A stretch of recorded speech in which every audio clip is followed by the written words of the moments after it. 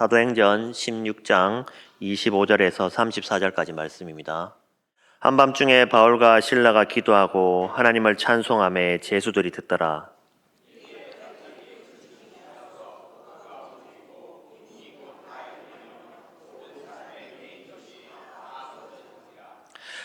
간수가 자다가 깨어 옥문들이 열린 것을 보고 제수들이 도망한 줄 생각하고 칼을 빼어 자결하려 하거늘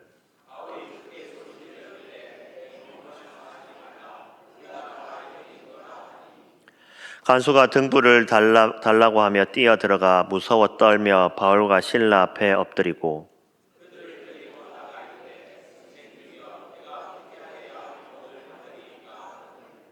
이르되 주 예수를 믿으라. 그리하면 너와 내 집이 구원을 받으리라 하고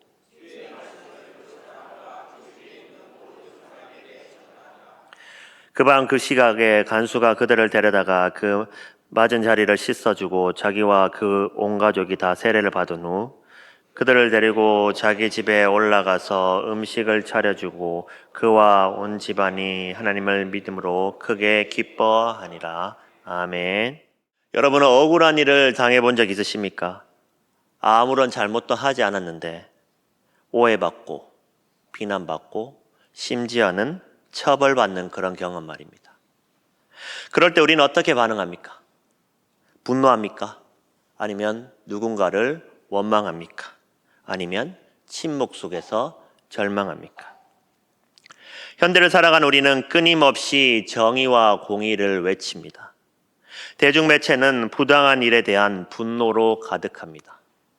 법정은 억울함을 풀기 원하는 사람들로 넘쳐납니다. 우리 시대는 공정하지 않으면 참지 않는다라는 구호가 지배하는 시대입니다. 그런데 만약 그 일이 하나님께서 허락하신 일이라면 어떻습니까? 선을 행하다가 고난을 받게 된다면 어떻게 해야 할까요? 사도행전 16장의 바울과 실라는 우리에게 놀라운 이야기를 들려줍니다. 바울과 실라는 귀신 들린 여종을 치유해주는 선한 일을 했습니다. 그런데 그 결과가 무엇입니까? 옷이 찢기고 매를 맞고 감옥에 갇히고 발에 착고가 채워졌습니다. 이것이 정의인가요? 이것이 공정합니까? 하지만 단순히 바울과 실라가 부당한 고난의 이야기로 끝나지 않습니다. 오히려 우리에게 묻고 있습니다. 너는 고난을 어떻게 해석하고 있느냐? 고난이 여러분의 신앙을 무너뜨리십니까? 아니면 복음을 증거하는 무대가 됩니까? 오늘 우리는 빌립보 감옥이라는 어두운 공간에서 일어난 놀라운 반전 드라마를 통해 그리스도 안에서 고난이 어떻게 복음 증거의 무대가 되는지 함께 살펴보려고 합니다. 바울 일행이 기도하러 가는 길에 점치는 귀신 들린 여종을 만납니다. 이 여종은 점을 쳐서 주인에게 많은 돈을 벌어다 주는 그런 사람이었습니다. 그런데 이 여종이 바울 일행을 따라다니며 외칩니다. 사도행전 16장 17절입니다. 이 사람들이 지극히 높으신 하나님의 종으로서 구원의 길을 너희에게 전하는 자라. 겉으로 보기에는 참으로 좋은 증언 같습니다. 하지만 바울은 이것이 귀신의 역사임을 분별합니다. 여러 날을 참다가 바울은 마침내 그 귀신을 쫓아냅니다. 이것은 분명 선한 일입니다. 한 사람이 귀신의 속박에서 해방되었습니다. 복음의 능력이 나타났습니다. 그런데 문제가 생겼습니다. 요종의 주인들이 수익의 소망이 끊어진 것을 보고 바울과 실라를 붙잡습니다. 그들에게 중요한 것은 요종의 영혼이 아니라 돈이었습니다. 그들은 바울과 실라를 관리들 앞으로 끌고 가서 고소합니다. 16장 20에서 21절입니다. 상관들 앞에 데리고 가서 말하되 이 사람들이 유대인인데 우리 성을 심히 요란하게 하여 로마 사람인 우리가 받지도 못하고 행하지도 못할 풍속을 전한다 하거늘. 이것은 완전히 왜곡된 고소입니다. 바울과 실라는 아무런 범죄도 저지르지 않았습니다. 오히려 한 사람을 자유롭게 했습니다. 그런데 종교적 편견과 경제적 이익이 결합하자 선한 일이 범죄로 둔갑하게 됩니다. 이제 무슨 일이 벌어집니까? 22절에서 24절까지 말씀입니다. 무리가 일제히 일어나 고발하니 상관들이 옷을 찢어 벗기고 매로 치라 하여 많이 친 후에 옥에 가두고 간수에게 명하여 든든히 지키라 하니 그가 이러한 명령을 받아 그들을 깊은 옥에 가두고 그 발을 착고에 든든히 채웠더니 재판도 제대로 받지 못했습니다. 변론의 기회조차 없었습니다. 군중의 분노와 관리들의 편견이 결합하여 즉각적인 폭력과 투옥이 이루어졌습니다. 로마 시민권자에게는 합법적인 절차를 거쳐야 했지만 그들은 그 권리조차도 누리지 못했습니다. 팀 켈러 목사님은 이렇게 말씀합니다. 세상은 당신이 그리스도의 이름으로 선을 행할 때 박수를 보내지 않습니다. 오히려 당신이 그들의 우상을 위협하면 당신을 공격할 것입니다. 리드머 교회를 개척할 때 팀 켈러 목사님은 유혹의 지성인들이 복음을 환영할 것으로 생각했습니다. 그러나 그들이 소중히 여기는 개인의 자율성, 그리고 도덕적 상대주의, 물질적 성공을 복음이 도전하자 엄청난 반발이 일어나게 됩니다. 선한 것을 전한다고 해서 환영받는 것이 아니라는 거죠. 여기서 우리는 하나의 보편적인 진리를 발견합니다. 복음은 세상의 우상 세계와 충돌합니다. 빌립보에서는 돈이 우상이었습니다. 오늘날 우리 사회에서는 무엇이 우상입니까? 성공, 명예, 쾌락, 안전. 복음이 이런 것들을 위협할 때 세상은 분노합니다. 이제 가장 놀라운 장면으로 도달하게 됩니다. 25절입니다. 한밤중에 바울과 실라가 기도하고 하나님을 찬송하며 제수들이 듣더라. 상상해 보십시오. 등은 매로 맞아 찢어져 있고 발은 착고에 채워져 움직일 수도 없는 그러한 상황입니다. 로마 시대 감옥은 어둡고 더럽고 악취가 진동하는 곳입니다. 내일 아침에 어떤 처벌이 기다리고 있을지 도무지 알 수 없습니다. 그런데 바울과 실라는 무엇을 하고 있습니까? 원망합니까? 아니면 자책합니까? 아니면 절망에 빠져 있습니까? 그들은 찬송합니다. 그리고 기도합니다. 이것은 단순한 긍정적 사고가 아닙니다. 이것은 운명에 대한 체념도 아닙니다. 이것은 복음이 그들의 마음을 완전히 장악했다라는 증거입니다. 존 칼빈은 이 구절을 이렇게 주석했습니다. 바울과 실라의 찬송은 그들의 고난이 헛되지 않음을 보여주는 증거이다. 그들은 감옥의 어둠 속에서 하나님의 빛을 보았고 고통 속에서도 하나님의 선하심을 신뢰했다. 그리고 C.S. 루이스는 이렇게 말했습니다. 고난은 하나님의 메가폰이다. 하나님은 우리의 쾌락 속에서는 속삭이시지만 우리의 양심 속에서는 말씀하시고 우리의 고난 속에서는 외치신다. 바울과 실라에게 감옥은 절망의 장소가 아니라 예배의 장소였습니다. 그들의 찬송은 단순히 개인적인 위로를 위한 것이 아니었습니다. 제수들이 듣더라. 이것은 증거였습니다. 그때 놀라운 일이 일어납니다. 26절입니다. 이에 갑자기 큰 지진이 나서 옥터가 움직이고 문이 곧 다 열리며 모든 사람의 매인 것이 다 벗어진지라. 이것은 우연이 아닙니다. 이것은 자연 현상도 아닙니다. 이것은 하나님의 능력 있는 개입입니다. 하나님께서는 바울과 실라를 구출하실 수 있는 분이십니다. 그런데 왜 진작 그렇게 하지 않으셨습니까? 왜 매맞고 감옥에 갇히도록 허락하셨습니까? 여기서 우리는 하나님의 놀라운 섭리를 보게 됩니다. 만약 바울과 실라가 처음부터 체포되지 않았다면 감옥 간수는 복음을 들을 기회가 없었을 것입니다. 만약 그들이 고난을 겪지 않고 기적적으로 보호받았다면 간수의 마음은 열리지 않았을 것입니다. 하나님의 방법은 우리의 방법과 다릅니다. 우리는 시간적 한계를 두고 우리는 생각합니다. 하지만 하나님은 시간적 한계에 전혀 구애받지 않으십니다. 우리는 고난을 피하기를 원하지만 하나님은 고난을 사용하셔서 더 큰 구원을 이루어 가십니다. 이것은 마치 요셉 이야기와 같습니다. 요셉은 형들에게 팔려 애굽의 감옥에 갇혔습니다. 그러나 바로 그 감옥이 애굽의 총리가 되는 통로였습니다. 요셉은 나중에 형들에게 이렇게 말합니다. 창세기 50장 20절 말씀을 제가 봉독하겠습니다. 당신들은 나를 해하려 하였으나 하나님은 그것을 선으로 바꾸사 오늘과 같이 많은 백성의 생명을 구원하게 하시려 하셨나니. 빌립보 감옥도 마찬가지입니다. 사람들은 바울과 실라를 해하려 했지만 하나님은 그것을 선으로 바꾸셔서 간수의 가족을 구원하셨습니다.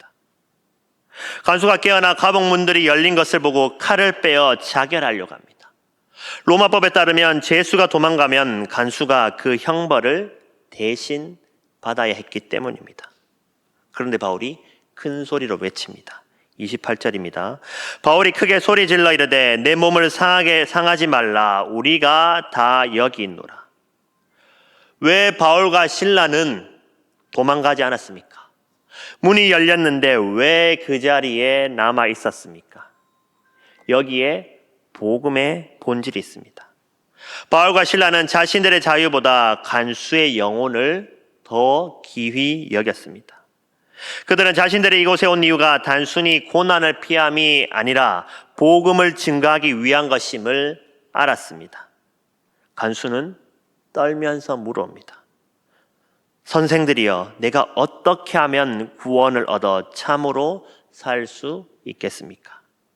이것은 성경에서 중요한 질문 중 하나입니다. 이 질문은 모든 인간이 궁극적으로 물어봐야 할 질문입니다. 바울과 실라의 대답은 명확합니다. 31절입니다. 이르되 주 예수를 믿으라. 그리하면 너와 내 집이 구원을 받으리라 하고. 이것이 복음의 핵심입니다. 구원은 행위로 얻는 것이 아닙니다. 구원은 예수 그리스도를 믿음으로 얻습니다. 간수는 로마 군인이었고 아마도 이방 신들을 섬겼을 것입니다. 그는 도덕적으로 흠없는 사람도 아니었을 것입니다. 하지만 그가 예수를 믿자 그와 그의 온 가족이 구원을 받았습니다. 스펄전 목사님은 이렇게 설교했습니다. 구원은 복잡한 신학 체계를 이해하는 것이 아닙니다. 구원은 예수 그리스도라는 한 분을 믿고 신뢰하는 것입니다. 어린아이도 믿을 수 있을 만큼 단순하지만 가장 위대한 학자도 다 이해할 수 없을 만큼 깊은 것이 복음입니다. 그날 밤 무슨 일이 일어났습니까? 감옥 간수의 집이 잔치집이 되었습니다. 조금 전까지 자살하려 했던 사람이 기뻐하며 잔치를 베풉니다. 어둠의 공간이 빛의 공간으로 바뀌었습니다.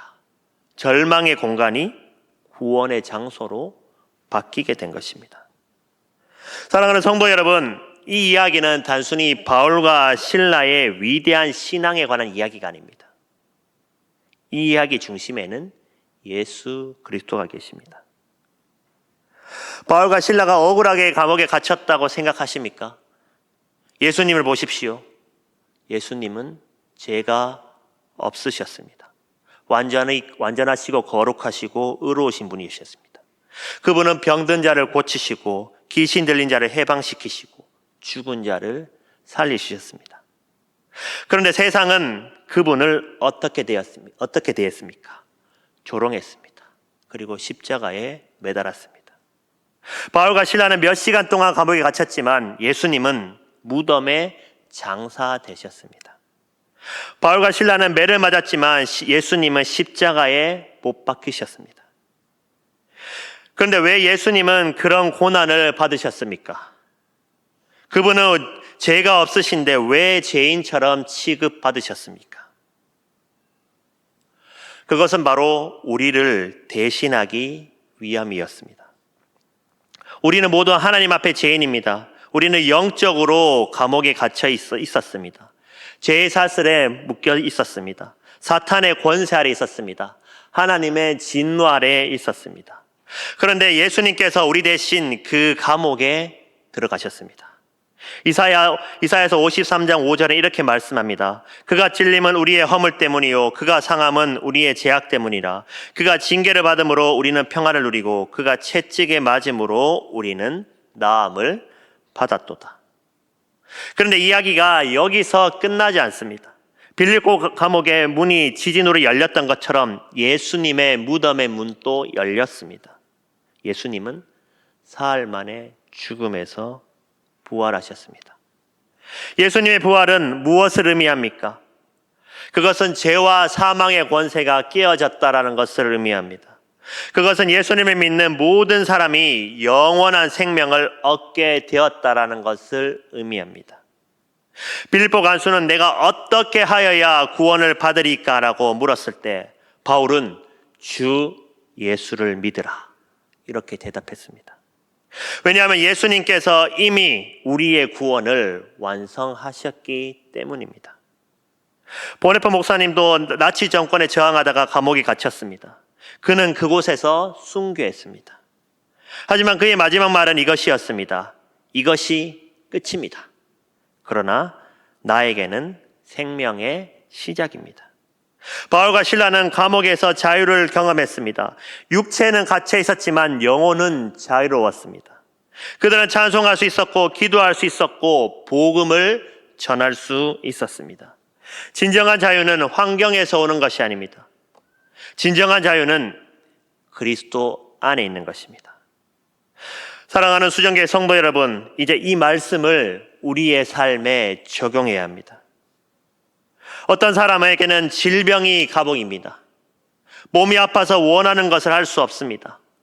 어떤 사람에게는 경제적 어려움이 감옥입니다. 빚에 눌려 자유롭지 못합니다. 어떤 사람에게는 관계의 상처가 감옥입니다. 과거의 아픔에 갇혀 앞으로 나아가지 못합니다. 어떤 사람에게는 죄책감이 감옥입니다. 과거의 실수와 죄 때문에 자신을 용서하지 못합니다. 여러분은 지금 어떤 감옥에 있습니까? 바울과 실라는 감옥에서 무엇을 했습니까? 찬송했습니다. 여러분은 여러분의 감옥에서 지금 무엇을 하고 있습니까? 원망합니까? 왜 하나님은 나를 이런 상황에 두셨을까? 나는 정말 선하게 살려고 노력했는데. 아니면 절망하십니까? 이제는 끝이야. 아무 소망 없어. 하나님 또 나를 버렸어.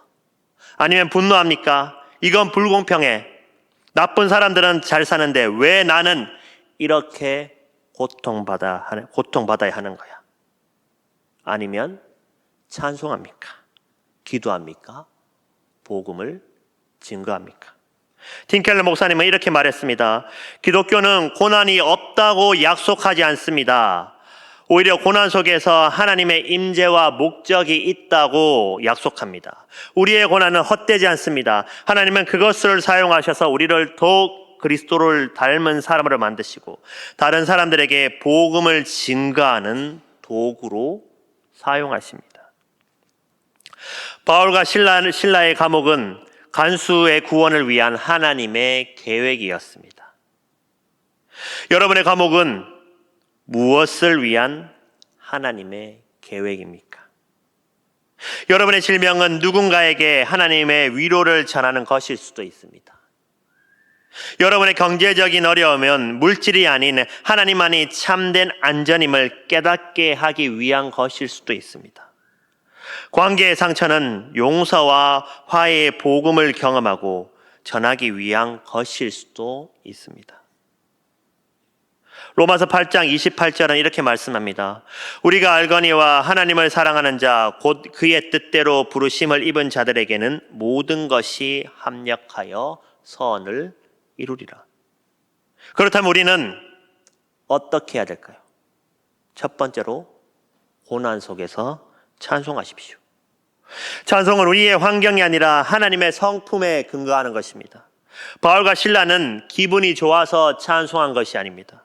하나님이 선하시고 신실하기 때문에 바울과 실라는 찬송한 것입니다. 어려움을 겪을 때 의식적으로 찬양을 불러보십시오. 찬송을 부르면서 하나님의 신실하심을 고백하시기를 바랍니다. 두 번째로 끊임없이 기도하십시오. 기도는 우리의 무력함을 인정하고 하나님의 능력을 신뢰하는 행위입니다. 바울과 실라는 감옥에서 무력했지만 기도할 수 있었습니다. 하루에 한 번이라도 무릎을 꿇고 기도하는 시간을 가지십시오. 여러분의 고난을 하나님께 아뢰고 그분의 뜻을 구하십시오.